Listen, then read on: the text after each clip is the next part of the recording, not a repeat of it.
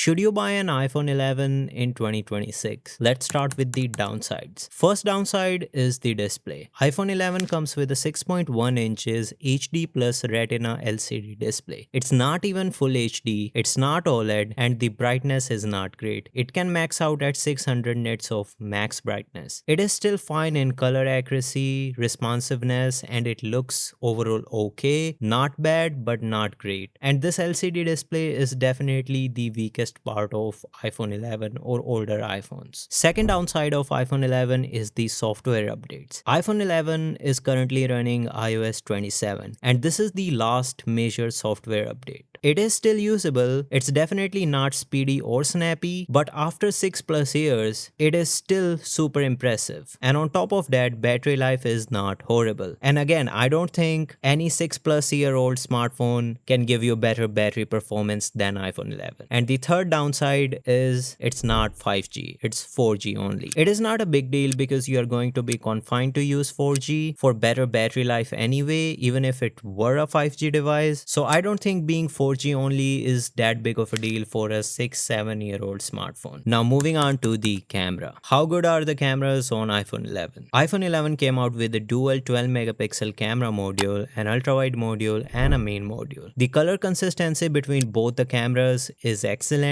and the lens transition is seamless. And that is just amazing. The best part of iPhone 11's camera is the HDR control. Now you can actually turn off the Smart HDR on older iPhones. Turning off this feature makes photos have a brighter highlights and darker shadows. I think iPhone 11 takes photos that are somewhat of a perfect mix of older iPhone's character and newer iPhone's sharpness and details.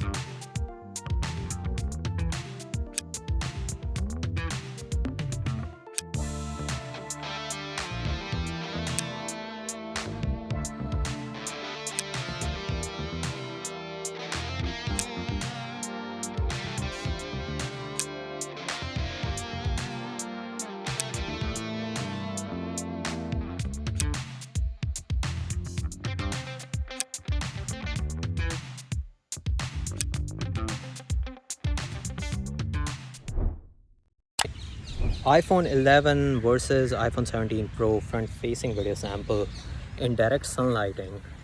I think in terms of dynamic range, iPhone 11 is not as good as the 17 Pro, but in terms of skin tones, it is just as good as the 17 Pro. I would say in this case, it has, yes, yellowness, so it looks better, but in direct sunlighting, when sun is hitting your face, dynamic range is not that tough. iPhone 11 does really good. This is the high dynamic range video test. You can see clouds, shadows, sun, and iPhone 17 Pro looks amazing. I think this is the best smartphone video quality on any phone. iPhone 11 surprisingly does really well. I would say it looks better than almost all the Android phones. The dynamic range is not bad. It's definitely not as good as the 17 Pro, but oh my god, look at the quality on iPhone 11. It is super old, 7 years old. Again, it's just so good. iPhone 11 is doing really good, really impressive for a 6+ year old smartphone. That's what I've been saying in this video. Even the stabilization is not bad, but let's do a video stabilization test. Let's do a handheld running stabilization test.